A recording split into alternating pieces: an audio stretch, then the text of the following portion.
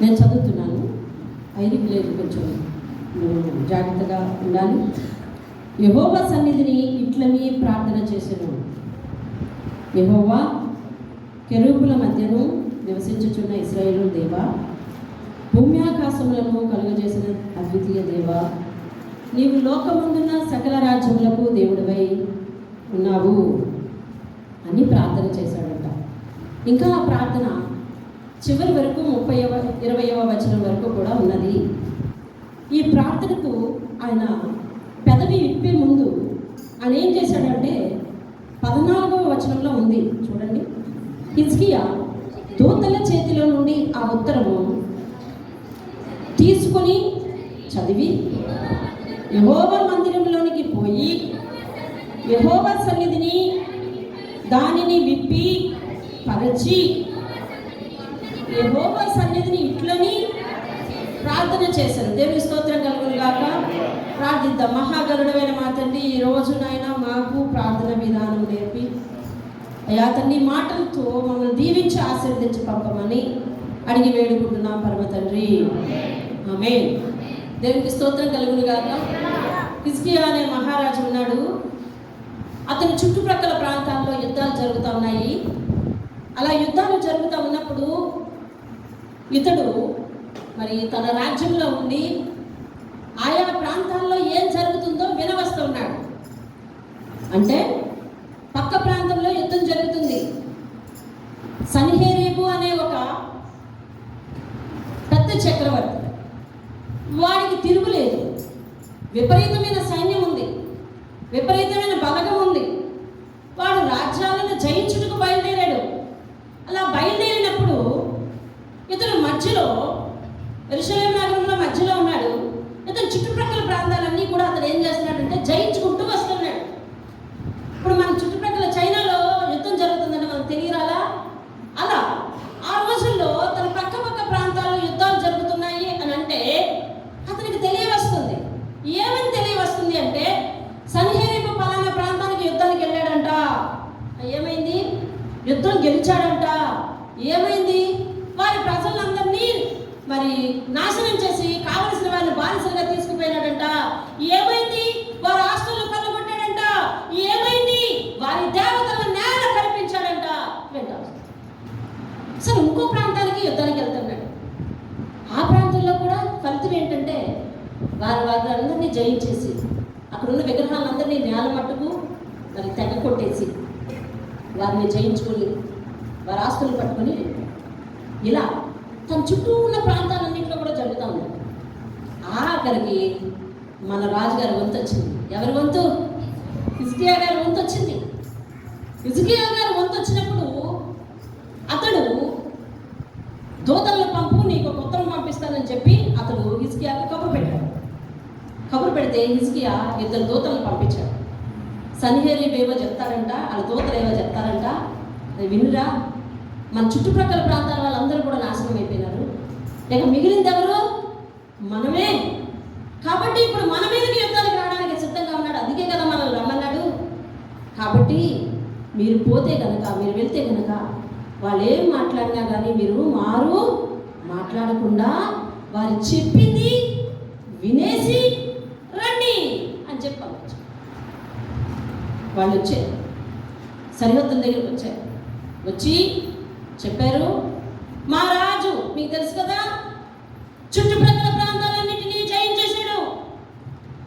వారి దేవతలను సైతము నేల పడగొట్టేశాడు. వారి దేవతలు దేవుళ్ళు వారిని విడిపించలేకపోయాయి. మీ దేవుడు కూడా మిమ్మల్ని విడిపించడు. మీ మీదకి యుద్ధానికి వస్తున్నామని మీ రాజుగారితో చెప్పు. అదే వాళ్ళు అదేదో భాషలో మాట్లాడితే మరి ఈయన తిరిగే మాట్లాడుతున్నాడు కదా, బాబు మీరు ఏదో భాషలో మాట్లాడుతున్నారు, మాకు తెలియట్లేదు, మాకు అర్థమైన భాషలో మాట్లాడండి. ఇదే అధ్యాయం 37 అధ్యాయంలో మొదటి నుంచి ఉంటుంది, మీరు చదువుకోండి. ఇప్పుడు అవన్నీ చెప్పడం సమయం సరిపోదు. అందుకని క్లుప్తంగా చెప్పి పరిశుద్ధాత్ముడు చెప్పమని అసలు విషయాన్ని మీరు చెప్తారు. మీరేం భాషలో మాట్లాడుతున్నారో మాకు అర్థం కావట్లేదు, మాకు తెలిసిన భాషలో మాట్లాడండి అంటే వాళ్ళ కోపం వచ్చింది. ఇందాక నుంచి ఆవేశంతో చెప్పారు కదా, ఇందాక నుంచి చెప్పొచ్చు కదా భాష అర్థం కాలేదని అని మళ్ళీ కోపం అయిపోయి మళ్ళీ చెప్పారు.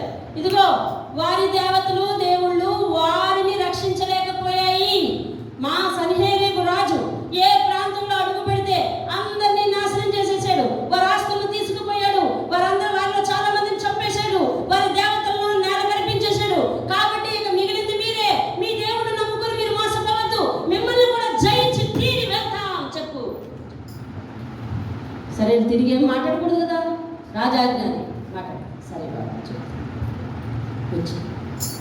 వచ్చి హిజ్కియా రాజుతో వాళ్ళ దూతలు ఏమని పలికారో ఆ మాట పలికారు. అందులో ముఖ్యమైన విషయాలు ఏమున్నాయో తెలుసా? 10వ వచనం చూడండి. యూదా రాజుకు హిజ్కియాతో ఇలాగూ చెప్పుడి, యెరూషలేము అష్షూరు రాజు చేతికి అప్పగింపబడదని చెప్పి నీవు నమ్ముకొని ఉన్న నీ దేవుని చేత మోసపోకము. అంటే ఈ రాజు చుట్టుప్రక్కల అందరూ ఓడిపోతే ఓడిపోయి ఉండొచ్చు, కానీ నా దేవుడు బలవంతుడు, మన దేవుడు మనల్ని విడిపిస్తారన్నా అని హిజ్కియా నీవు నీ ప్రజలతో చెప్పకు, నువ్వు మోసపోకు, అని మోసం చేయకు. అరే బాబు మనం ఓడిపోతాంరా, అరే బాబు మనం వెళ్ళిపోవాలిరా అని చెప్పు అని చెప్తాను. ఇక చూడండి తర్వాత, అష్షూరు రాజులు సకల దేశములను బొత్తిగా నశింప చేసిన సంగతి నీకు వినపడింది కదా, నీవు మాత్రము తప్పించుకుంటావా? ఇప్పుడు ఇది సైన్యములకు అధిపతి దేవుని మీద ఆధారపడిన హిజ్కియాకు ఒక సవాలు. అవునా అవునా కదా చెప్పండి. గెలుస్తాములే అని ఆస్కారము ఆశ ఉందా అనుకుంటే లేదు. ఎందుకని లేదు? చుట్టుప్రక్కల ఏ ప్రాంతంలో అడుగు పెడితే ఆ ప్రాంతంలో సనిమేలివే గెలిచాడు. ఎవ్వరికీ విజయం రాలేదు. అందరికీ ఎలా జరిగిందో చెప్పండి, తర్వాత మనకు తెలుసు కదా. మనకు అలాగే జరుగుతుంది. వాడంత బలవంతుడు, వాడి దగ్గర మనం లెక్కలేము. ఈ సమస్య వారి జీవితంలో తలెత్తినప్పుడు ఏ విధమైన ప్రతిఫలం వచ్చిందో ఇప్పుడు మనకు కూడా అదే ప్రతిఫలము వస్తుంది అని హిజ్కియా మనసులో ఒక ఆలోచన పడింది. కానీ ఒక రాజుగా ప్రజలందరికీ ఇతను ఏమని చెప్పాలి? అయ్యా మన దేవుడు రక్షిస్తాడు, మన దేవుడు విడిపిస్తాడు, మన దేవుడు శక్తివంతుడు, మన దేవుడిని నమ్ముకున్న వారిని అతను విడిచిపెట్టాడు, అతను అన్యాయం చేయడు అని చెప్పాలి కదా. అందుకని ఆ మొక్క కూడా ఈయన లెటర్లో రాసి పంపించాడు. ఏమనంటే యెహోవా మనల్ని రక్షిస్తాడని చెప్పి ప్రజలతో చెప్పి మోసపరచుకు హిజ్కియా అని చెప్పాడు. సరే చేసేదేముంది? అప్పుడు చూడండి 13వ వచనం 14వ వచనం హిజ్కియా 13వ వచనం చూడండి, నేను చదువుతున్నాను. నా పితరులను నిర్మూలన చేసిన 13వ వచనం, హామాతు రాజు ఏమయ్యాడు? అర్పాదు రాజును సెపర్వీము హేన ఇవ్వా అను పట్టణముల రాజులు ఏమయ్యారు అని రాశాడు. దేవుని స్తోత్రం కలుగు. అంటే వాళ్ళందరూ ఏమయ్యారట? ఓడిపోయారు. వాళ్ళందరూ ఏమయ్యారు అంటే వీడు తెలుసుకోవాలన్నమాట. వాళ్ళందరూ ఓడిపోయారు కాబట్టి నేను కూడా ఓడిపోతాను. వాళ్ళ దేవతలు ఏమయ్యాయి? రక్షించడు. కాబట్టి నీ దేవుడు కూడా రక్షించడు. చూసావా, ఆడు ఒక ముక్కే రాస్తాడు కానీ చాలా విషయాలు ఎక్స్ప్లెయిన్ చేసేస్తాడు. వాళ్ళందరికీ అపజయం వచ్చింది, నీకేమవుతుంది? నీకు కూడా అపజయమే వస్తుంది అని చెప్పాడు. ఇప్పుడు హిజ్కియా ఒక నూతన విధానంలో స్పందిస్తున్నాడు. దేవుని స్తోత్రం. హల్లెలూయా. పైన స్పందించాడు. ఎలాగో తెలుసా? ఈ విషయం తెలిసిన వెంటనే పాస్టర్ గారైన యెషయాకు కబురు పెట్టాడు. కబురు పెట్టి, యెషయా గారు, పాస్టర్ గారు, ఇప్పుడు మన దేశానికి యుద్ధం వస్తుంది కాబట్టి మిగిలిన శేషం మిగిలి ఉన్నాం వీళ్ళకి మనం ఈ మిగిలిన శేషం కొరకు మీరు హెచ్చుగా ప్రార్థించండి అన్నాడు. ఎలా ప్రార్థించాలంట? ఏం చెప్పాడు చెప్పాలి. మీ రెస్పాండ్ అయితే బాగుంటుంది. అమ్మ వాక్యం విను. ఓన్లీ 40 minutes ఉంటుంది. వినా ఇవి చాలా అమూల్యమైన సమయాలు ఇవి మనకి. ఏమని ప్రార్థన చేస్తే ఏమని చెప్పాడు? మిగిలిన శాసనం కొరకు. అయ్యా అందరూ పోయారు, మనమే మిగిలి ఉన్నాం. ఈ మిగిలిన శాసనం కొరకు ఎలా ప్రార్థన చేయాలండి? ఎలా చేయాలట? ఎవరికి చెప్పాడు? యెషయా రాజుకు చెప్పాడు. మరి ఇతను వచ్చి ఏం చేస్తున్నాడు? ఇంటికి వచ్చి ఏం చేస్తున్నాడో తెలుసా? మనం సాధారణంగా ఏదైనా ప్రార్థన అవసరం ఇతరులకు అప్పచెప్పాము అంటే మనం తీరిక పడతాం, వారు ప్రార్థన చేస్తున్నారు కదా అని చెప్పి. కానీ హిజ్కియా తీరిక కూర్చోలేదు. ఇంటికి వచ్చాడు. మళ్ళీ ఈ దూతలు ఈ లోపల తీసుకొచ్చారు ఉత్తరం. తీసుకొచ్చి ఇదిగయ్యా ఇలా ఇలా అన్నాడు, ఇలా ఇలా వాగాడు, ఇలా ఇలా మాట్లాడాడు, ఇలా చేశాడు అని అన్నీ చెప్పాడు. అదంతా చదువుకున్నాడు. వెంటనే ఏం చేశాడు చూడండి. ఫస్ట్ స్టెప్ ఏమిటి? మందిరంలోనికి పోయి యెహోవా సన్నిధిని దానిని విప్పి పరచి. వినండి. యెహోవా సన్నిధిని ఇట్లని ఏం చేశాడంటే, మొదట మందిరానికి పోయాడు. రెండోది విప్పి పరచి. విప్పి పరచి అంతేనా ఉన్నాయి? విప్పి పరచి యెహోవా సన్నిధిని ఇట్లని ప్రార్థన చేశాడు. దేవుని స్తోత్రం కలుగును గాక. అక్కడ కింద చెప్తాడు ఏమనంటే, అయ్యా ఆ ప్రార్థన అంతా ఇట్లా ఉంటుంది. ఏమనంటే, సకల దేశములకు సృష్టికర్తలైన దేవా, ఆకాశమందు నీవు గొప్పవాడివి. ఈ సన్హెరీబు చుట్టుప్రక్కల ప్రాంతంలో అందరినీ జయించిన మాట నిజమే కదా? అబద్ధం చెప్పాడు అతడు? చెప్పలేదు, అబద్ధం చెప్పలేదు. వాళ్ళు ఓడిపోయిన మాట నిజమేనా? నిజమే. వాళ్ళ రాజులు చచ్చిపోయిన మాట నిజమేనా? నిజమే. వాళ్ళందరూ కొల్లగొట్టకపోవడం నిజమేనా? నిజమే. వాళ్ళ దేవతను రక్షించలేదు నిజమేనా? నిజమే. అబద్ధం చెప్పలేదు. వాడు చెప్పిన మాట నిజమే. చూడండి, నేను చదువుతున్న దాన్ని 18వ వచనం నేను చదువుతున్నాను. స్పష్టంగా మీరు వినండి. బైబిల్లో ఉన్నవారు చూడండి మీ కళ్ళతో. దేవుని యొక్క అద్భుతమైన సత్యాలు తెలియజేసే వాక్యాలు మన కళ్ళతో చూస్తే మనకెంతో శక్తి. చెవులతో హృదయంతో వింటే మన ఆత్మను రక్షించు వాక్యం అంటది, మనకు రక్షణ వస్తుంది. దేవుని స్తోత్రం కలుగును. యెహోవా అష్షూరు రాజులు ఆ జనములను వారి దేశములను పాడు చేసి వారి దేవతలను అగ్నిలో వేసినది నిజమే. ఆ రాజ్యాలను పాడు చేయడమే కాక వాళ్ళ దేవతలు ఎందులో వేసాడటండి వీడు? అమ్మ బాబు ఎంత చురుకో! ఎందులో వేసాడు? అగ్నిలో వేసాడు. అంటే మీరు లేరు, నేనే దేవుణ్ణి అన్నట్టు. చూసావా? మీరు లేరు, మీరు రక్షించలేకపోయారు. మిమ్మల్ని ఎవరైతే ఆదుకున్నారో వాళ్ళని కాపాడలేకపోయారు. కాబట్టి వీళ్ళకి నేటి నుండి నేనే దేవుణ్ణి అని ఎందులో వేసాడండి? అగ్నిలో వేసేసాడంట. వేసింది నిజమే. అంతేనా? నిజమే. ఆ రాజ్యముల దేవతలు చదవండి, మీరే చదవండి ఇప్పుడు మీ నోటితో.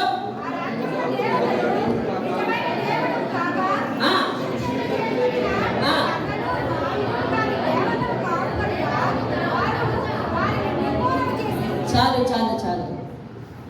ఆ రాజ్యాల దేవతలు నిజమైన దేవుడు కాక మనుష్యుల చేత చేయబడినవి కాబట్టి వాడు జయించి వాటిని అగ్నిలో వేశాడు. 20వ వచనం. యెహోవా లోకమందున నీవే నిజముగా నీవే అద్వితీయ దేవుడైన యెహోవావని సమస్త జనులు తెలుసుకొనినట్లు అతని చేతి నుంచి మమ్మల్ని విడిపించు. మనకు వచ్చిన ప్రతి సవాలు ఎవరి మీదకు ఆపాదించాలండి? దేవుని మీదకు ఆపాదించాలి. దేవుని ఇలాంటి సమయంలో నా లాంటిదైతే మీ మీద ఎందుకు పెట్టుకోవడం అని తిట్టుకుంటారు. నా లాంటిదైతే కదా చుట్టూరు ఉన్నారు, ఓడిపోయారు. వాళ్ళతో పోలిస్తే మనకు అంత సైన్యం లేదే. అయితే మనం కూడా ఏమవుతాం? నిజంగా చచ్చిపోతాం. మనం కూడా నిజంగా చచ్చిపోతాం అని భయం పెట్టుకొని ముందే చదువు. దేవుడేంటి? ఉంటే నన్ను రక్షించద్దు, ఉంటే నన్ను కాపాడద్దు, ఆడొత్తులు రాసేదాకా ఎందుకు ఊరుకోవాలి అంటారు. ఇది మన అతికి తెలివితే. కానీ దేవుని కార్యం నీ విషయంలో, దేవుని కార్యం నీ జీవితంలో ప్రబలాలి అంటే, మహిమ పొందాలి అంటే, నీవు సాక్షిగా బయటికి రావాలి అంటే నీ జీవితంలో ఒక శ్రమ రావాలి. ఆ శ్రమలో దేవుడు కార్యం చేయాలి. అప్పుడు నువ్వు సాక్షిగా ఎక్కడికి రావాలి? నీ జీవితం ద్వారా, నీ నోటి ద్వారా దేవుడు మహిమ పొందాలి. దేవుడు స్తోత్రం కలుగును. హల్లెలూయా. శ్రమ రావాలి, శ్రమలో దేవుడు సహాయం చేయాలి. ఆ సహాయంలో మనము దేవునికి సాక్షిగా నిలబడాలి. ఆ సాక్ష్యంలో మన నోట నుండి, మన జీవితం నుండి దేవుడు మహిమ పొందాలి. దేవుడు స్తోత్రం. హల్లెలూయా. దేవుడు చెప్పిన మాట ఏమి తెలుసా? శ్రమలో నేను నీకు తోడై ఉందాను. అతడు నన్ను ప్రేమించుచున్నాడు గనుక నేను అతన్ని విడిపించి తప్పించు. శ్రమలో నేను అతనికి తోడైంది, అతన్ని విడిపించి గొప్ప చేస్తాను. ఇదంతా కీర్తన 91వ అధ్యాయం. శ్రమలో విడిపిస్తాను, శ్రమలో తోడై ఉంటాను అంటే శ్రమ ఉంది. ఏది ఇక్కడ శ్రమ లేని వాళ్ళు ఎవరో చేతులు ఎత్తండి సార్. ఎవరు లేరు, ఉండరు, ఉండబోరు. దేవుడు వాగ్దానం ఏమిటంటే శ్రమలో నేను నీకు తోడై ఉంటాను, నేను విడిచిపెట్టను, నిన్ను విడిపిస్తాను. శ్రమ తర్వాత నువ్వు విడిపింపబడి గొప్పవాడి అవుతావు. అంటే శ్రమలో నువ్వు ఎక్కడ ఉండాలి చెప్పండి? దేవుని దగ్గర ఉండాలి. నీకు శ్రమ వస్తే నా దగ్గర ఉన్నావు కాబట్టి నేను నిన్ను విడిపిస్తాను, నిన్ను గొప్ప చేస్తాను, నువ్వు నీ జీవితం ద్వారా దేవునికి మహిమ తెచ్చు అని చెప్తాను. తెలుస్తాను. నాకొకరు సహాయం చేశారు. నా ఆలోచన ఎట్లా ఉంది తెలుసా? వాళ్ళకి ఏం తీసుకెళ్ళిద్దాం, మన ఊళ్ళో ఏం ఫేమస్, మనకి ఏం దొరుకుతాయి, ఇది కదా మన ఆలోచన. అంతేనండి, ఇదే ఆలోచన. మనకి ఎవరైనా మేలు చేస్తే వాళ్ళకి తిరిగి ఏం తీసుకెళ్ళిద్దాం, మనకి ఏం దొరుకుతుంది, మనకేమవుతుంది, మనకేం పడుతుంది, అదవుతుందా, ఇవన్నీ ఆలోచిస్తున్నాం. దేవుడు మేలు చేస్తున్నాడు. దేవుడు నీ నుంచి ఏం కోరుకుంటున్నాడు తెలుసా? తన నామానికి మహిమ. ఏం కోరుకుంటున్నాడండి? తన నామానికి మహిమ. తన నామానికి మహిమ కలగాలంటే నువ్వు ఎలా మారాలో తెలుసా? సాక్షిగా మారాలి. ఎలా మారాలి? సాక్షిగా మారాలి. దేవుని స్తోత్రం కలగాలి. అయితే ఈ హిజ్కియా చేసిన విధానం చూడండి. మన జీవితాల్లో శ్రమలు వచ్చినప్పుడు, కష్టాలు వచ్చినప్పుడు మనం అవలంబించవలసిన ప్రార్థన విధానం ఇది. హిజ్కియాకు శత్రువు ఎవరు? ఇప్పుడు సన్హెరీబు. శత్రువు ఇతనికి ఏమని రాశాడు? ఉత్తరం రాశాడు. ఏమని రాశాడో తెలుసా? ఎవరు రాశాడు అతనికి ఉత్తరము? సన్హెరీబు రాశాడు. ఏమని రాశాడో తెలుసా? నీకు ఓటమి తప్పదు. అంతేనా దాని సారాంశం? నీకు ఓటమి తప్పదు. దాని ఆల్టర్నేటివ్ మీనింగ్ అంటే తెలుసా? నాకు గెలుపు. అంతేనా? నాకు గెలుపు. ఆ విషయం విన్న తర్వాత మానవుడిగా హిజ్కియా మనసులో ఏమొచ్చిందో తెలుసా? భయం వచ్చింది. వచ్చిందా? వస్తుందా అసలు? పిరికితనం వస్తుంది, ధైర్యం చెడిపోతాం. వీటి ఫలితంగా మన శరీరంలో ఉన్న బలం కూడా ఆ నిమిషంలో పనిచేయదు. మనం పిరికితనానికి లోనై, భయానికి లోనై, అధైర్యం పడితే మన శరీరంలో ఉన్న బలము పనిచేయదు. అంటే నిస్సత్తువ అయిపోతాం. పిరికితనము, భయము, అధైర్యము ఇవన్నీ ఒకలాంటివి. ఇవి మన దేహంలో చోటు చేసుకుంటే మనం నిస్సత్తువ అయిపోతాము. పరిస్థితులు వచ్చినప్పుడు మనం చెందాల్సింది పిరికితనం కాదు. ఆయన పరిగెట్టుకొని వెళ్ళాడు. ఫస్ట్ ఎవరికి కబురు చేశాడండి? పాస్టర్ గారికి కబురు చేశాడు. ఏమని చెప్పాడు? ఇదిగో మన సమస్య ఇది, మీరు హెచ్చుగా ప్రార్థన చేయాలండి. ఈయన మందిరానికి పట్టుకుని వెళ్ళిపోయాడు ఉత్తరం. దాన్ని విప్పి పరిచి దేవుని సన్నిధిలో పరిచి అందులో రాసిన సంగతులు ఎత్తిపెట్టి ప్రార్థన చేస్తున్నాడు. దేవుని స్తోత్రం కలుగునుగాక. హల్లెలూయా. అల్టిమేట్ గా ఒక మాట వినిపిస్తాను చూడండి. 22వ వచనం కాదు 21వ వచనం చూడండి. 21వ వచనం నేను చదువుతున్నాను, వినండి. అంతటా ఆమోజు కుమారుడైన యెషయా హిజ్కియా యొద్దకు ఈ వర్తమానం పంపాను. ఇశ్రాయేలీయుల దేవుడకు యెహోవా సెలవిచ్చింది, అంటే యెహోవా సమాధానం ఇచ్చింది. ఏమనగా, అష్షూరు రాజైన సన్హెరీబు విషయమందు నీవు నా ఎదుట ప్రార్థన చేసితివే. దేవుడు చెప్తున్నాడు ఏమని? నీ శత్రువు విషయమై నీవు నా దగ్గర. ఈ ఎక్విడెన్స్ ఎవరిస్తున్నారండి? ఎక్విడెన్స్ అంటే రుజువు ఎవరిస్తున్నారు? దేవుడు ఇస్తున్నాడు. దేవుని స్తోత్రం కలుగునుగా. హల్లెలూయా. ఇంకా హిజ్కియా జీవితాన్ని వదిలేద్దాం, వాస్తవంలోకి వద్దాం. మన జీవితంలో సమస్యలు తలెత్తినప్పుడు అటువంటి సమస్యలే మన చుట్టుప్రక్కల వారికి జరిగి ఉండవచ్చు. అర్థమవుతుందా? జాగ్రత్తగా హిజ్కియా జీవితాన్ని పోల్చుకొని నిన్ను పోల్చుకో. బయట వారి విషయంలో, ఇతరుల జీవితాలలో ఏమేమైతే జరిగిందో, ఏ కష్టమైతే వచ్చిందో, ఏ ఆటంకమైతే వచ్చిందో, ఏ ఆపదైతే వచ్చిందో, దానివల్ల వారు పొందిన ఫలితం నీకు తెలుసు. వారందరూ ఓడిపోయి ఉండవచ్చు. అదే సమస్య, అదే ఆపద నీ జీవితంలోకి వచ్చింది. ఇప్పుడు ఇప్పుడు నువ్వు చేయాల్సింది ఏంటో తెలుసా? వాళ్ళ జీవితంలో అలాగే జరిగింది. వాళ్ళు పోయారు, నా జీవితంలోకి వచ్చింది ఈ సమస్య, నేను పోతానేమో అన్నానికి వెళ్ళేది. వినూత్నంగా మనం ఏం చేయాలో తెలుసా? ఎక్కడికి వెళ్ళాలా?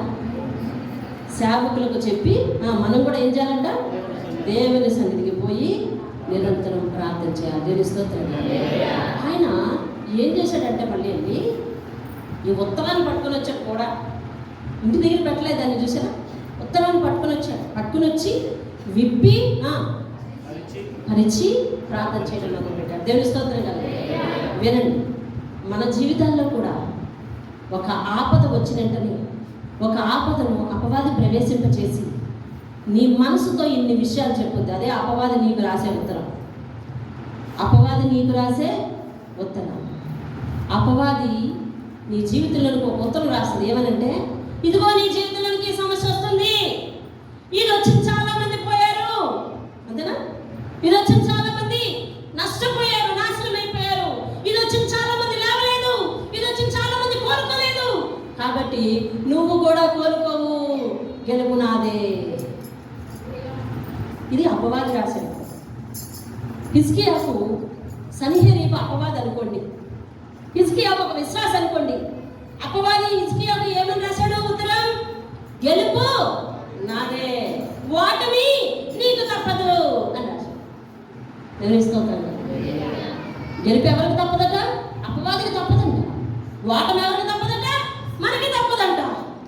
మన మనసు ఇలాగే చెప్పుద్ది, ఇంకే కష్టం నుంచి నేను రాలేదు, ఈ శ్రమ నుంచి విడిపింపు లేదండి. అపవాది చెప్పే పాఠాలు ఎట్లా ఉంటాయి? ఏమని ఉంటాయి తెలుసా? నీకు గెలుపు లేదు, నువ్వు నష్టపోతావేమో, నువ్వు చేయి విడుచుకుంటావేమో, నువ్వు ఇక ఆ సమస్యలు కుదియలేకపోతావేమో, నువ్వు కూర్చునికి లేవలేవేమో, నీకు జరిగిన నష్టాన్ని ఎవరు పోడ్చలేరేమో, నీ జీవితంలో మచ్చలా ఉండిపోతేమో ఎన్నో చెప్పుద్దండి అపవాది. కానీ మనం ఏం చేయాలి తెలుసా? అది వినిపిస్తున్న ప్రతి బోధ చెవిలో పెట్టుకొని దేవుని మందిరానికి వచ్చి అది విప్పి ప్రార్థన చేయాలి. దేవుని స్తోత్రం కలుగునుగాక. హల్లెలూయా. నా తలంపులు ఎలా ఉన్నాయి నాయనా? నీ తలంపులు నా తలంపుల కంటే హెచ్చైనవి ప్రభువా. నా తలంపులు అపవాది పెట్టేవి, దీనికి విరుద్ధమైన కార్యం నువ్వు చేయగలవు నాయనా అని ప్రార్థన చేయాలి. దేవుని స్తోత్రాలు.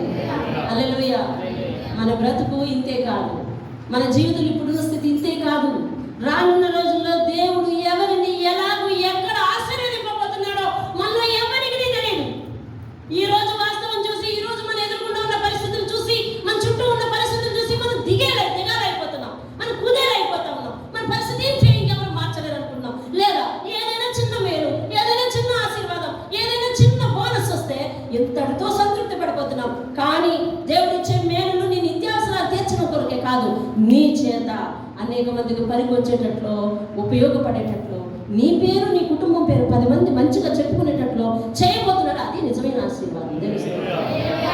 నాకు ఉద్యోగం కావాలి, దేవుడు ఇచ్చాడు. ఇది నేను ఏమంటున్నానంటే ఆశీర్వాదం అంటున్నాను. ఏమంటున్నాను నేను? ఆశీర్వాదం.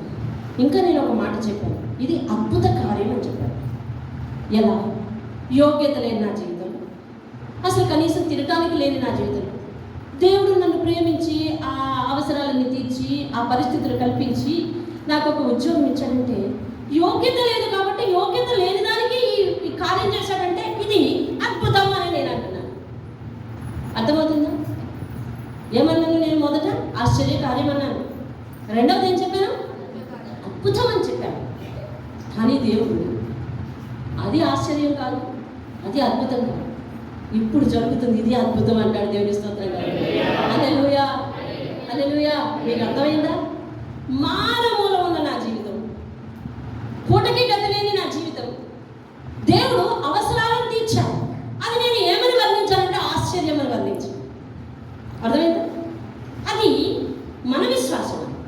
దేవుణ్ణి ఎలా ప్రస్తుతిస్తున్నాం, ఎలా పొగడుతున్నాం, ఎలా స్తుతిస్తున్నాం అన్నది మన విశ్వాసం. అవసరం తీర్చాడు, నేను దాన్ని ఏమంటున్నాను? ఆశ్చర్యం అంటున్నాను. నా జీవితంలో ఒక ఘనకార్యం చేశాడు, దాన్ని ఏమంటున్నానంటే నేను అద్భుతం అంటున్నాను. అది నేను పెట్టిన పేరు. కానీ దేవుడు ఏమంటున్నాడంటే అది ఆశ్చర్యం కాదు, నీ అవసరాన్ని తీర్చాను, ఇది అద్భుతం కాదు, నీకు నేను తలాంటి గిఫ్ట్ ఇచ్చాను, ఇది అది కాదు, ఒక నూతన ప్రణాళిక తెలియజేస్తున్నాను, అది సేవ. కాబట్టి అనేక మందిని బలపరుచు పని, నా పని నువ్వు చేయాలని చెప్పి ఇది చేశాడు చూడు. ఇది అసలైన ఆశ్చర్యమైన కార్యం. తెలుస్తోంది. ఇది నా జీవితంలో ఉదాహరణ అంతే.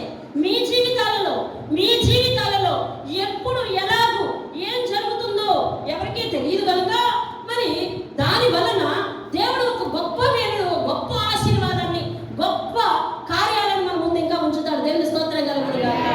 ఈరోజు నువ్వు అడిగిన చిన్న అవసరం దేవుడు తీరుస్తాడు. నువ్వు నా జీవితంలో దేవుడు ఆశ్చర్యం చేశాడని చెప్పు. ఇదిగో గర్భం తెరవబడింది, దేవుడు చెప్పిన అద్భుత కార్యమని చెప్పు. నువ్వేమన్నాడు దేవుడు అంటాడేమో తెలుసా, నువ్వు ఇంకా నా పాదాల దగ్గర ఉంటే నేను ఇంకా నీ జీవితంలో నూతనమైన మేలు అంటే ఏంటో, అసలు అద్భుతాలు ఏంటంటే నేను చూపిస్తానంటాడు. దేవుని స్తోత్రం. నీకు అర్థమైందా? దేవుని ప్రేమ అర్థమైందా? మనం అడిగింది దేవుడు చేయడం, అవసరాలు తీర్చడం. దాన్ని నువ్వు ఏ పేరు పెట్టినా పర్వాలేదు, నీ స్థితిని బట్టి ఏ పేరు పెట్టినా పర్వాలేదు. ఆశ్చర్యకార్యం చేసావు నాయన నా జీవితంలో అంటావా? కృప చూపించావు నాయన నా మీద,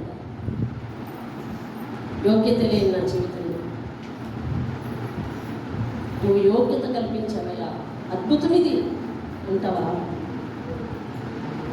నువ్వు పెట్టే పేరు ఏదైనా కావచ్చు, కానీ దేవుడు అంటాడు ఇదే ఆశీర్వాదం, ఇదే అద్భుతం, ఇదే మేలని సరిపెట్టుకో, ఇంకా నీ జీవితంలో ఉంది.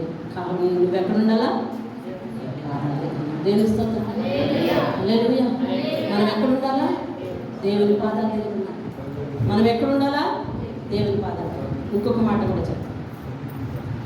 దేవుడు నిన్నే కానీ తన అద్భుత ఆశ్చర్య కార్యాలు చేయడానికి ఉపయోగించుకోవాలని అనుకున్నాడంటే నువ్వు దారి వెళ్ళినా కానీ తీసుకొచ్చి కూర్చోబెడతాడు దేవుని స్థాయికి. హల్లెలూయా. దేవుడు ఆశీర్వదించిన తర్వాత మేము కూడా కొద్ది రోజులు గాడి తప్ప దేవుడు ఇచ్చిన ఆశీర్వాదంలో మునిగిపోయి గాడి తిప్ప మీకు చాలాసార్లు చెప్పాను సాక్ష్యం. కానీ దేవుడు తీసి జల్లబెట్టి మళ్ళీ ఎక్కడ తీసుకొచ్చాడో తెలుసా? తన పాదాల దగ్గరికి తీసుకొచ్చి ఇక్కడ కూర్చో, నీకు మేలుంది, నీతో నాకు పని ఉంది. దేవుని స్తోత్రం. సరి చేస్తున్నప్పుడు దేవునికి మనం ఏమి చేయాలంటే లోపడాలి. దేవుని స్తోత్రం. మనం దేవుని సన్నిధిలో కూర్చోవాలి. ఆయన సన్నిధిలో మనకున్న ప్రతి సమస్యను కూడా విప్పి ఏం విప్పాలో తెలుసా? మన హృదయాన్ని విప్పాలి. దేవుని స్తోత్రం. అదయ్యా నా పరిస్థితి, ఇదిగో నా హృదయం ఇలాంటి పిరికి ఉంది, నా హృదయం ఇలాంటి పాపం ఉంది, నా హృదయం ఇలాంటి చీకటి ఉంది అని ఆయన ఎదురుగుండా హృదయాన్ని విప్పి పరిచి ప్రార్థన చేయాలి.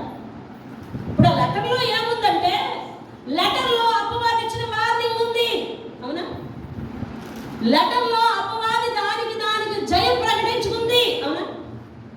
అపవాది ఏం చెప్పిందంటే, నీకు ఓటమి తప్పదు, నీ చరిత్ర ఇంతే అని చెప్పింది. ఇంకేం చెప్పిందో తెలుసా? అపవాది చెప్పింది నీ దేవుడు కూడా నిన్ను రక్షించడం చెప్పింది. అంతేనా? సన్హెరీబు ఏం చెప్పాడు? వారి దేవతలు నేను మట్టి పెట్టిన సంగతి తెలీదా అని. అంటే ఏంటి? నీ దేవుడిని కూడా వాడి గర్వం చూసాడు. నీ దేవుడు కూడా నిన్ను రక్షించాడు. నాకు తిరుగులేదు, నేను ఇంతే నాశనమే చేస్తాను, నీ దేవుడు నిన్ను రక్షించడు. ఈ ఆలోచన హిజ్కియాకు సన్హెరీబు చెప్పాడు. కానీ నీకు అపవాది ఏమని చెప్తాడో తెలుసా? ఇంకా అంతే, అయిపోయింది. ఇప్పుడు ఈ సమయం నేను రక్షించుకోవడం ఎవరు లేదు, ఇంకా అంతే, నీ చరిత్ర అయిపోయింది, ఇవంతా పులి స్టాప్ పెట్టుకోవచ్చు. నీకు మనం చెప్తా ఉంటాం కదా, చచ్చిపోతాను అనుకున్నానండి అంటవా? చచ్చిపోతాను అనుకున్నానండి.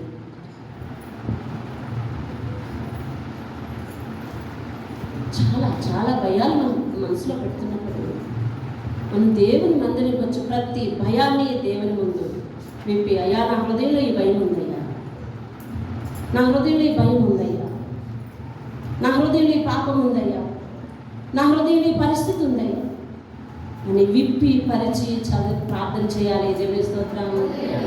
హృదయంలో దాచవలసినవి హృదయంలో దాచుకునేవి దాచుకుని ప్రార్థన చేస్తే ఫలితము లేదు.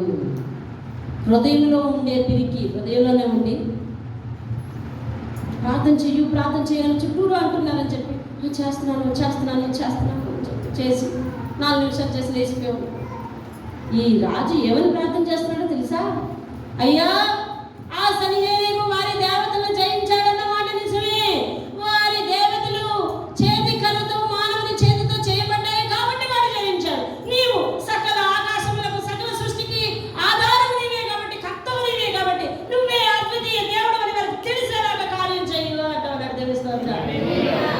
అపవాది పిరికి బోధిస్తుంటే నీ జ్ఞానం ఏమైంది?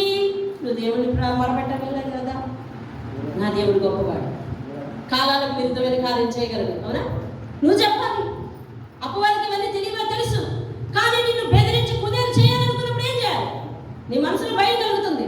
ఆ పిల్లలు ఇద్దరు చెప్పినాడు, ఎడలు వస్తే భయం కలుగుతుంది, ఎందుకు వస్తే భయం కలుగుతుంది, భయం కలుగుతుంది. భయం అనేది అపవాది పెట్టేది. దేవుడు నూతన కార్యం చేస్తున్నప్పుడు కూడా చివరిలో భయం అనేది మన హృదయంలో ఉన్నప్పుడు దేవుని దగ్గరికి వచ్చి ఆ భయాన్ని విడిచిపెట్టాలి. నువ్వు చెప్పాలి అపవాదితో ఏమో తెలుసా? నా దేవుడు నీ అనుమానాలకు విరుద్ధమైన కార్యం చేయగలడు. నా దేవుడు నీ తలంపులకు విరుద్ధమైన కార్యం చేయగలడు. నా దేవుడు నువ్వు ఈ బెదిరింపులకు విరుద్ధమైన కార్యం చేయగలడు అని చెప్పాలి. నువ్వు దేవుస్తావు. హల్లెలూయా. అర్థమవుతుందా? అది మనల్ని బెదిరిస్తుంది. మన దాన్ని నోరు మూయించాలి. ఏం చేయాలండి? నోరు పంపించాలి. దేవుని స్తోత్రం. నా ప్రతి సాక్ష్యము మీతో చెప్తా ఉన్నాను. సమయాలు వేస్ట్ అవుతాయేమో అని ఒక్కొక్కసారి భయం వేస్తుంది. ఇలాగే 350 ఆత్మీయ బ్రతుకులు పెట్టుకుంటాను. మా ఇంట్లో చాలా గలిపి, ప్రశాంతత లేని పరిస్థితి, ఆరోగ్యం బాగాలేదు అందరికీ. ఈ సమయంలో నేను అవే ఆలోచిస్తున్నాను. రోజు చూస్తే దగ్గర పడిపోతుంది. మేడ మీదకి వెళ్ళి ప్రార్థన చేస్తున్నాను ఒకరోజు. అప్పుడు ఏమైనా ప్రార్థన చేస్తున్నానో తెలుసా? వచ్చే శనివారము ప్రార్థన పెట్టుకుని నేను దేని కొరకు ప్రార్థన చేయాలబ్బా? దేని కొరకు ప్రార్థన చేయాలి? ప్రార్థన ఘనంగా జరగాలని, ప్రార్థన ఇలా జరగాలని, అలా జరగాలి, ఇది కదా ప్రార్థన చేయాలి. కానీ నేను వెళ్ళి ఏం ప్రార్థన చేస్తున్నాను తెలుసా? ఉదయకాలంలో అదే ప్రార్థన చేశాను, ఇందాక అదే ప్రార్థన చేశాను. ఇప్పుడు మళ్ళీ ప్రార్థన చేయాలనిపించి మేడ మీదకి వెళ్ళి ఏం ప్రార్థన చేస్తున్నాను తెలుసా? ఆ ఉదయం చేసిందే, ఉందాక చేసిందే అదే ప్రార్థన. ఏమనంటే, అయ్యా మా అందరికి తగ్గించాయి, అయ్యా పరిస్థితులన్నీ చక్కబెట్టినాయినా, అయ్యా అందులో ఆరోగ్యం కూడా చేయి బాబు, అయ్యా ఆ గొడవ తీసుకొచ్చారు, ఆ గొడవను సమస్యపడేటట్టు చేయి బాబు, అయ్యి బాబాయ్ వారికి మా తప్పే లేదని అర్థమయ్యేటట్టు చెప్పు బాబు మా బంధువులకి. ఇది నా ప్రార్థన. అప్పుడు మనం దేవుని స్వరం వినలే, కానీ ఒక్కొక్కసారి అపవాది స్వరం పాప వినగలమండి.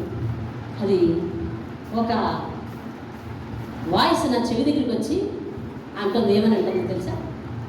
అది నీ ధ్యాస ప్రార్థనల మీద కాకుండా మళ్లించాలని చెప్పి ఇవన్నీ పెట్టాను అన్నాను. ఏమంది? వెళ్ళలేదు మీరు అంత నీట్గా కూర్చున్నది. అది అదేట మాట్లాడటం. అది నీ ధ్యాస ప్రార్థనల మీద, సేవ మీద లేకుండా నేను మళ్లించాను, చూసావా అంటాను. స్వరం విన్నాను. భయపడాలా? తెలిసిపోయింది కదా. ఇప్పుడు ప్రార్థన చేయడం మొదలు పెట్టాను. ఎందుకు ఆపుకోలేకపోయాము చెప్పేసాను. ప్రభువా, ఇది అపవాది పెట్టిందని అయ్యా దయచేసి దాన్ని రివీల్ చేసినందుకు వందనాలయ్యా. ఇక నుంచి నేను ప్రార్థన ఆపేస్తున్నాను. నీ కార్యం చక్కగా జరిగించు, నీ కూడికలు నాయన ఘనంగా జరగడానికి సహాయం చేయు అని ప్రార్థన చేయడం మొదలు పెట్టాను. దేవుని స్తోత్రం. అపవాది మనల్ని పిరికి పెట్టడానికి ఎన్నో పరిస్థితి కనిపిస్తుంది. జయించాలి. దేవుని స్తోత్రం. ఏం చేయాలంట? జయించాలి. మనం జయించాలి. జయిస్తేనే నువ్వు విజయం చూస్తావు. నీ జీవితంలో ఒక సాక్ష్యం వస్తుంది. దేవుని స్తోత్రం కలిగి. హల్లెలూయా. పరిస్థితులు మనల్ని కృంగదీసినప్పుడు ఇంతే మన జీవితం అని నువ్వు పుల్ స్టాప్ పెట్టుకోకూడదు. పుల్ స్టాప్ పెట్టాలన్నా, దాన్ని కొనసాగించాలన్నా నా దేవుని చేతికి అప్పగించాలి నీ జీవితాన్ని. అతడు కొనసాగిస్తాడు. దేవుని స్తోత్రం కలిగి. హల్లెలూయా. ఏదన్నా కార్యం తలపెట్టినప్పుడు నీకు భయం అనిపిస్తుంది అనుకోండి, ఒకటి చెప్పాలి, దేవుడు నా జీవితంలో ద్వారం తెచ్చాడు, ఇది నేను అనుభవించడానికి దేవుడు నన్ను సజీవంగానే ఉంచుతాడు. దేవుని స్తోత్రం కలిగి. హల్లెలూయా. హల్లెలూయా. అపవాదికి తిరిగి చెప్పాలి అని దేవుని గొప్పతనం. అపవాదిని ఎదిరించే శక్తి అంటారు దానినే. అపవాదితో నువ్వు మాట్లాడగలగలుగుకో. నీ మనసులో భయం వస్తుంది, నువ్వు చెప్పాలి, నువ్వు భయం కలిగించినా నేను భయపడను, నన్ను జయింపజేసేవాడు దేవుడు ఉన్నాడని చెప్పాలి. అదే చెప్పాలి. అంతేగాని ప్రత్యేకంగా ఎవరితో మాట్లాడుతూ పిచ్చోడు అనుకుంటారు. అలా కాదు, అలా కాదు. మనసులో చెప్పాలి, దేవునికి జయం తెలుస్తుంది, యేసు రక్తానికి విజయం తెలుస్తుంది, ఆయన తన అద్భుత హస్తాన్ని నా జీవితంలో తెరుస్తాడు. దేవునికి స్తోత్రం. ఆయన నన్ను గెలిపించి తీరుతాడు. దేవునికి స్తోత్రం. ఆయన నన్ను సాక్షిగా నిలబెడతాడు. దేవునికి స్తోత్రం. నన్ను పడిపోని కూడా ఆయన చేతిలో నా చెయ్యింది. దేవునికి స్తోత్రం. చెప్పాలండి. హిజ్కియా గెలిచాడా లేదా? గెలిచాడు. దేవుని స్తోత్రం కదా. చుట్టుప్రక్కల వాళ్ళందరూ ఏమైపోయారు? హిజ్కియా ఏమయ్యాడు? హిజ్కియా గొప్పతనమా, పరాక్రమశాల? హిజ్కియా బహుగా నేర్పరిగా యుద్ధం చేసేవాడా? కాదు, కాదు, ప్రార్థన చేసేవాడు. దేవుని స్తోత్రం. హిజ్కియా ఏం చేసేవాడండి? ప్రార్థన చేసేవాడు. దేవుని స్తోత్రం కలుగునుగాక. హిజ్కియా ప్రార్థన చేసేవాడు. చుట్టూ ఉన్న వారికి ఏదో రకమైన అన్యాయం జరిగింది, కానీ అటువంటి అన్యాయం హిజ్కియా జీవితంలోకి రాకుండా కాపాడగలిగింది ఏమిటి అంటే హిజ్కియా ప్రార్థన. దేవుని స్తోత్రం. అటు సేవకునికి చెప్పేశాడు, మొట్టమొదట సేవకుని దగ్గరికి వెళ్ళిపోయాడు, అయ్యా ప్రార్థన చెయ్యు అని చెప్పేశాడు. ఇక ఇంటికి వచ్చి ఏం చేస్తున్నాడంటే మందిరానికి పోయి అక్కడ ఉండి ప్రార్థన చేస్తున్నాడు. ఫలితంగా మీకు ఈ విషయం తెలుసా? సన్హెరీబు ఎలాగ చనిపోయినాడో తెలుసా? మీకు తెలుసన్న వాళ్ళు చేయొద్దండి, మిగిలిన వారి కోసం రైట్ చెప్పండి. ఆఖరికి సన్హెరీబు మీద ఇతనికి విజయం ఎలా వచ్చింది? అతడు రాలేదా? ప్రార్థన చేయకుండా అనగనాన్ని సర్దుకుని వెళ్ళిపోయాడా? లేదు, వచ్చాడు, యుద్ధానికి వచ్చాడు. సన్హెరీబు మీద యెషయా ప్రవచనం చెప్పాడు. ఏమనంటే దేవుడు ఇలాగ సెలవిస్తున్నాడు. ఏమన్నా తెలుసా? సన్హెరీబు వేసిన రంకెలు నేను చూసి ఉన్నాను. ఎవరట? ఎవరు వేసే రంకెలు? సన్హెరీబు అంటే ఇప్పుడు మన విషయంలో ఎవరు అనుకోవాలి? అపవాది. అపవాది మన మీద ఏం వేస్తుందంట? రంకెలు. ఆ రంకెలు చూసి మనము బెంకిపోయి దర్చిపోయి మనము దేవుని దగ్గర పిరికి వారం కాకూడదు. సన్హెరీబు వేసిన రంకెలు నేను చూశాను, వాడి ముక్కుకు గాలం వేసి నేను నిన్ను గెలిపిస్తానన్నాడు. దేవుని స్తోత్రం. హల్లెలూయా. దేవుడు అపవాది ముక్కుకు గాలం వేసేవాడు. నువ్వు ఓడిపోవెళ్ళడు దేవుని పాదాల దగ్గర ఉంటే. దేవుని పాదాల దగ్గర ఉంటే మనకు వాటం ఉండదు. ప్రార్థన చేయడం నీకు రాదా చెప్పు, ప్రార్థన చేయడం రాదని చెప్పంతే కానీ దేవుడు గెలిపించలేదని చెప్పద్దు. దేవుని స్తోత్రం. దేవుడు ప్రార్థించిన ప్రతి ఒక్కరిని గెలిపించే తీరాడు. దేవుని స్తోత్రం. అందుకు సాక్ష్యమే ఇది. దేవుని స్తోత్రం. అందుకు సాక్ష్యమే ఇది ఇలాంటి జీవితాలు. అందుకు సాక్ష్యమే ఈ జనంలో ప్రతి కుటుంబంలో నుంచి ప్రతి ఒక్కరు సాక్షిగా ఉన్నారు. దేవుని స్తోత్రం కలుగునుగాక. వారు మరణించాల్సింది ఏ రోజు బ్రతుకున్నారు ఈరోజు. వారు భూమి లోపల కలిసిపోయి ఉండవలసింది ఏ రోజు బ్రతుకున్నారు ఈరోజు. వారు ఓడిపోవలసింది ఏ రోజు బ్రతుకున్నారు ఈరోజు. ఎన్ని సాక్ష్యాలు ఇప్పుడు మనకు సమయాలు ఉండవు. ఒక్కొక్క కుటుంబం నుంచి ఒక్కొక్కరిని నేను లేపగలను. అలాంటి సాక్ష్యాలు దేవుడు ఓడించలేదు, వారిని గెలిపించాడు. కేవలం దేనికోసం అంటే ప్రార్థన. ఆయన దగ్గరికి వచ్చిన వారిని ఎంత మాత్రం తోసివేసి ఓడించే దేవుడు కాదు. అతను చేతగాని దేవుడు కాదు. సృష్టించింది ఆయనే కాబట్టి ఆయనే నీ బాధ్యతను తన భుజాల మీద ఎత్తుకోగలడు. దేవుని స్తోత్రం. హల్లెలూయా. నీ బాధ్యతను తన భుజం మీద ఎత్తుకోగలడు. పిరికి పడుతున్నావా? వదిలేసే. ఓడిపోతున్నాను అనుకుంటున్నావా? వదిలేసే. అవన్నీ అపవాదం చెప్పే బోధలు వెనక ఈ రోజు నుంచి వెనక అసలు. సరే ఓడిపోతే ఓడిపోతాను, గెలిపించే దేవుడు ఉన్నాడని చెప్పు. నేను స్తోత్రం కదా. మన ఆశలు నెరవేరలేదని మనం అనుకుంటున్నప్పుడు అపవాది చెప్తుంది ఇంకా నీవు నెరవేరలేదు. నీకు ఎక్కడుంది అవకాశం? నీకు అవకాశం రాదులే. ఇంకా నువ్వు నేర్చుకోలేవులే, ఇంకా నువ్వు చదువుకోలేవులే, ఇంకా నువ్వు ఇంతేనే అని చెప్పచ్చు. తెలుసా ఈరోజు నాకు క్వాలిఫికేషన్ ఎంఎస్సీ బీఈడి. ఇంతగా చదువుకోవటానికి అసలు నా దగ్గర రూపాయి కూడా ఆధారం లేదు. కానీ ఇంటర్మీడియట్ వరకు చదివి బీఈడీ చేసి నేను జాబ్ సంపాదించుకున్నానంటే అది నా జీవితంలో అద్భుతం కాదు, మహా మహా మహా మహా అద్భుతం. ఒక్కొక్క మెట్టుకి ఒక్కొక్క క్లాస్కి ఒక్కొక్క సాక్ష్యం ఉంది నా దగ్గర. ఒక్కొక్క మెట్టుకి ఒక్కొక్క సాక్ష్యం ఉంది. దేవుడు వారి పాదాల దగ్గర ఉన్నవారిని ఓడించడు, లేపి అందల మీద కూర్చోబెడతాడు. దేవుని స్తోత్రం. హల్లెలూయా. అట్టడుగున పడిన వస్తువు నీకు కనిపిస్తుందా? ఇక్కడ ఒక వస్తువు పడిపోయింది, నీకు కనిపిస్తుందా సురేష్? కనిపిస్తుందా? ఇక్కడ పడిపోయిన వస్తువు నీకు కనిపిస్తుందా? హరించు కనిపించదు. కానీ దేవుడు ఏం చేస్తాడు తెలుసా? నేల పడిన జీవితాన్ని తేల్చి తన చేతిలో పెట్టుకుని ఒక వేదిక మీద అందరికీ కనిపించేటట్టు కూర్చోబెడతాడు. దేవుని స్తోత్రం. హల్లెలూయా. గెలిచిన నువ్వు సాక్షిగా ఉంటావు. గెలిచిన నువ్వు అనేక మందిని బలపరుస్తావు. గెలిచిన నీ జీవితం అనేక మందికి ఊపిరి పోస్తుంది. దేవుని స్తోత్రం కలుగునుగాక. గెలిచిన నీ జీవితం అనేక మందికి ఊపిరి పోస్తుంది. ఓడిపోతున్న వస్తువు వలె వెనక్కుండిపోవద్దు అసలు. హిజ్కియా అలా పిరికిపడి ఉంటే హిజ్కియా వెనక ఎంతమంది ఉన్నారో తెలుసా రాజ్యంలో? వాళ్ళందరూ ఏమవుతారు? చచ్చిపోతారు. ఏమవుతారండి? చచ్చిపోతారు.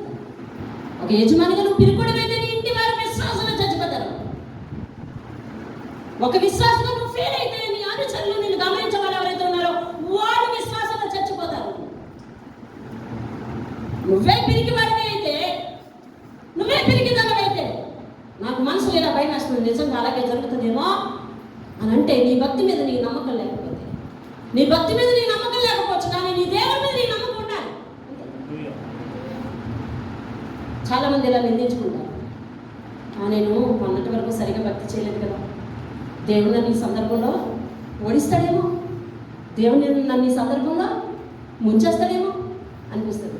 అరే, కక్ష తీర్చుకోవడానికి దేవుడు కాదు, ఆయన కక్ష తీర్చుకోవడానికి నేను ఏకంగా నీ జీవితంలో ఒక సందర్భం రప్పించి నేను రప్పించాలా దేవుని మందిరానికి కాదు, గెలిపించడానికి, సాక్షిగా నిలబెట్టడానికి, సవాలుగా నిలబెట్టడానికి. ఎవరికి సవాలో తెలుసా? అపవాదికి నిన్ను సవాలుగా నిలబెట్టడానికి దేవుడు ఉద్దేశించిన ఉద్దేశం. దేవుని స్తోత్రం. సమయం అయిపోయింది, కానీ ఒక్క విషయం చెప్తాను. హిజ్కియా జీవితంలో సన్హెరీబు ప్రవేశం చేసిన ఆ ప్రమాదం, అవునా, ఆ ప్రమాదం కడకు ఏమైందో తెలుసా? సన్హెరీబు వాళ్ళ సైన్యాన్ని అందరినీ పట్టుకొని వాళ్ళకు ఉన్న వాళ్ళందరినీ తీసుకొచ్చేసి ఇలా గ్రౌండ్లోకి వచ్చేస్తున్నాడు. ఎవరి గ్రౌండ్లోకి? హిజ్కియా గ్రౌండ్లోకి వచ్చేస్తున్నాడు. పర్వాలేదు, ఒక 10 నిమిషాలే వచ్చేస్తున్నాడు. హిజ్కియా ఏమని ప్రార్థన చేశాడు? రావద్దని ప్రార్థన చేశాడా, రక్షించని ప్రార్థన చేశాడా? రక్షించని ప్రార్థన. అది రక్షించని ప్రార్థన చేశాడు. ఒకటే దేవుడికి సవాలు చెప్పాడు. ఏంటంటే తెలుసా? ప్రభువా, వాళ్ళు కర్రలతో చేసిన మనుష్యుని చేతి రూపాలవి, నువ్వు అలా కాదు, ఆకాశమందున్న దేవుడు, నువ్వే అద్వితీయ దేవుడు అని అందరికీ తెలిసేలా కార్యం చేయాలన్నాడు. దేవుడితో యుద్ధానికి వచ్చారా? ఇప్పుడు ఎలా తప్పించుకుంటారు చెప్పండి? తప్పించుకోవడానికి ఆస్కారం ఉందా? లేదు. ఇంకా తెల్లవారు యుద్ధం చేస్తారనగా దేవుడు అంతటి యెహోవా దూత బయలుదేరి అష్షూరు రాజు దండుపేటలో 185,000 మందిని మొత్తెను. ఉదయాన్నే జనులు లేవక వారందరూ మృత కళేబరములుగా ఉండిరి. అష్షూరు రాజైన సన్హెరీబు తిరిగిపోయి, అదిగోండి చాలు. అంతమందిని ఎవరు యుద్ధం చేశారు? యెహోవా దూత. దేవుని స్తోత్రం కదా. యెహోవా దూత హిజ్కియా పక్షమున, హిజ్కియా కోసం ప్రార్థన చేసిన యెషయా పక్షమున. పాస్టర్ గారు ప్రార్థన ఫలింపజేయాలన్నా పాస్టర్ గారు ఫలింపజేసుకోవాలి. దేవుడే ఆయన ప్రార్థన ఫలింపజేయాలన్నా దేవుని దూత బయలుదేరి వాళ్ళ సైన్యాన్ని అంతటి రాత్రికి రాత్రి ముట్టబెట్టేసింది, అందరినీ మొత్తింది, అందరూ లేవలేక పడున్నారు. వీళ్ళు లేచారు. ఎవరు? అపవాది లేచారు. లేచిన తర్వాత అంతా చూసుకున్నారు. అయిపోయి నేను ఒక్కడే ఏం చెప్తాను? పారిపోయాడు. వెంటనే పారిపోయి వాళ్ళ దేశం వెళ్ళిపోయాడు. వాళ్ళ దేశం వెళ్ళిపోయి అక్కడ కూర్చున్నాడు.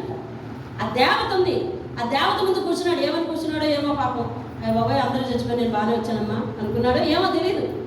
అలాగతను ఆ దేవత ముందు కూర్చుని ధ్యానించుకుంటుండగా వాళ్ళిద్దరు కొడుకులు వచ్చి తల్లానికి చెప్పేశారు. ఎవరు చెప్పారు? కానీ హిజ్కియా తల పాడు చేసుకుని ఉంటాడే, ఆడిని ఎలా చంపడం, ఆడెలా పోతాడు, ఆడిని ఎలా చంపడం, ఆడెలా పోతాడు అని అనుకుని ఉంటాడు కదా. అవునా? మనం కొన్ని సమస్యలకు ఎలా పోద్ది సమస్య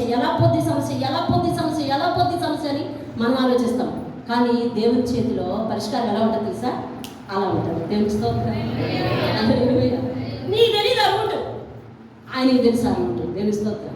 కాబట్టి విడిపింపు ఆయన చేతిలో ఉంది, అద్భుతమైన రీతిలో ఉంది, ఆశ్చర్యమైన రీతిలో ఉంది. కాబట్టి అద్భుత ఆశ్చర్యమైన మార్గాలలో కార్యము చేయగలిగిన దేవుని పాదాల దగ్గర నువ్వుండి నీకు వచ్చే ప్రతి సమస్యను, ప్రతి బాధను, ప్రతి ఇబ్బంది, ప్రతి సుఖాన్ని, ప్రతి సౌఖ్యాన్ని, ప్రతి ఆశీర్వాదాన్ని కూడా దేవుని పాదాల దగ్గర నువ్వు పంచుకోగలిగితే గనక దేవుడు అన్ని వేళలా నీకు విజయాన్ని ఇచ్చి నీ చుట్టూ తన కంచెను వేసి తన 2 హస్తాలు నీకు కాపుదలగా ఉంచి తన 2 కళ్ళు నిన్ను కాపాడటమే ధ్యేయంగా చేసుకొని నీ విషయంలో రక్షణ చూపించడానికి నేను ప్రకటించే దేవుడు సమర్థుడు. దేవుని స్తోత్రం. మోకరించి ప్రార్థన చేద్దాం. సమయం దేవునికి విడుదల ఇవ్వాలంటే ఎంతోసేపు కాదు, కానీ నువ్వు సాకులు పడాలి. హిజ్కియా ఎంతగా తలమునకలు చేసుకున్న సమస్య, గొడ్డలితో తీయాలేమో అనుకున్నాను, కానీ గోటితో పోయింది.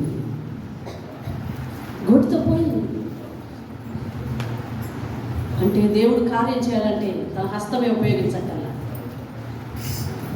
తన చేతి వేది గోరు కూడా కార్యం చేయగలదని అర్థం చేసుకోవచ్చు. చిన్న కార్యం అందులో ఎవరు నేరస్తులు కాదు. హిజ్కియా చేతికి మట్టలేదు, హిజ్కియా కత్తి పట్టలేదు, వారి పాస్టర్ ప్రణాళికల మీద ప్రణాళికలు వాళ్ళకి చెప్పలేదు, హిజ్కియా సైన్యాన్ని మోహరింప చేసుకోలేదు, కత్తులు సానపట్టలేదు, ఫిరంగిలు రెడీ చేసుకోలేదు. దేవుని సన్నిధిలో ఉండి ప్రార్థన చేశాడు. ప్రార్థన పదును పెట్టిన ఫిరంగి కంటే బలమైనది, ప్రార్థన ప్రజలైన ఖడ్గము కంటే బలమైనది, ప్రార్థన ఎటువంటి ఆయుధములకైనను ఎన్నిక కాబడినది. దేవుని స్తోత్రం. అటువంటి ప్రార్థన చేయగలవా అంటే దేవుడు విజయం ఇస్తాడు. ఎదురుచు. అందరి అంతము ఒకలా ఉండవచ్చు, కానీ నీ అంతం అలా కాదు. అందరి ముగింపు ఒకలా ఉండవచ్చు, నీ ముగింపు అట్లా కాదు. మన మందిరం విషయంలో కూడా హైటెన్షన్ వైర్ తగిలితే మరణం పొందాల్సిన స్థితి మన జీవితంలో దేవుడు ఏం చేశాడు? అద్భుతంగా మార్చాడు. అపవాది పెట్టిన కిరికిరిని దేవుడు అద్భుతంగా మార్చగలడు. అయితే కొన్ని ఆపదలు మన జీవితంలోకి వస్తేనే వాటిలో నుంచి విడిపించి దేవుడు అద్భుతాలు చేస్తాడు.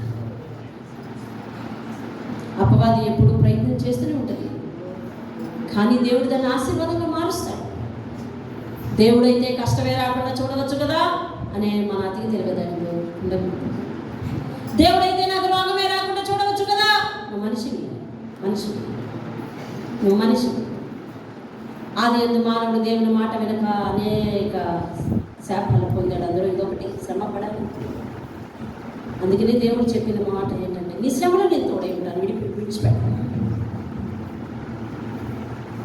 ప్రార్థన చేస్తున్నాను మా గురించి.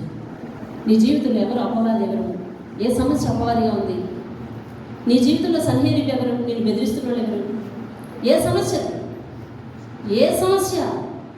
ఎలాంటి సమస్య? ఏమవుతుంది అనుకుంటున్నావు? ఏంటా భయం? ఈరోజు దేవుడు మాట్లాడు. విడిచిపెట్టే ఆ భయాన్ని విడిచిపెట్టు. హిజ్కియా వల్ల జయం పొందు. అల్పుడైన హిజ్కియాను జయింప చేసిన వాడు దేవుడు, నీ పక్షంలో నిలబడేవాడు దేవుడు. ప్రార్థన చేస్తున్నావు. పరిశుద్ధులైన దేవుడా, నీ స్తోత్రాలు చెల్లిస్తున్నావు. ఆశ్చర్యమైన అద్భుతమైన కార్యములు చేయువాడా,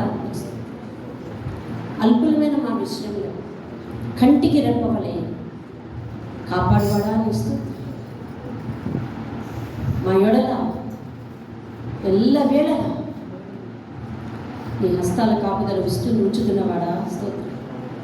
ఈ జీవితం బాబు, ఇందులో ఎటువంటి శ్రమలు వస్తాయో, ఎటువంటి ఇరుకులు వస్తాయో, ఎటువంటి యుద్ధాలు వస్తాయో, ఎటువంటి మరణాపాయ పరిస్థితులు వస్తాయో, వాటి ముగింపులు ఎట్లా ఉంటాయో మాకు తెలియదయ్యా.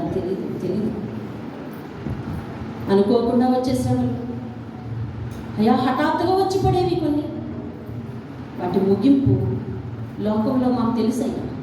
కానీ నీ పాదాల దగ్గర నివసిస్తున్న మా సంఘ బిడ్డలందరినీ ఈరోజు చేరే ఈ వాక్యాన్ని విన్న ప్రతి ఒక్కరి జీవితంలో కూడా లోకంలో ముగింపు కంటే లాభకరమైన క్షేమకరమైన విడిపింపు మా జీవితాల్లో చేయండి నాయనా. నీ పాదాల దగ్గరే ఆశ్రయించుంటాం. మా భయాలన్నీ, మా హృదయం అంతా నీ ఎదుట విప్పి, మా హృదయాల్లో ఉన్న లోపము, మలినము సమస్తము నీ ఎదుట ఒప్పుకొని విడిచి ప్రార్థన చేసి అద్భుతాన్ని చూసి అపవాదిని జయించే శక్తి అందరికి ఇచ్చి నడిపించమని యేసు నామములో అడిగి వేడుకుంటున్నాం పరమ తండ్రి. ఆమేన్.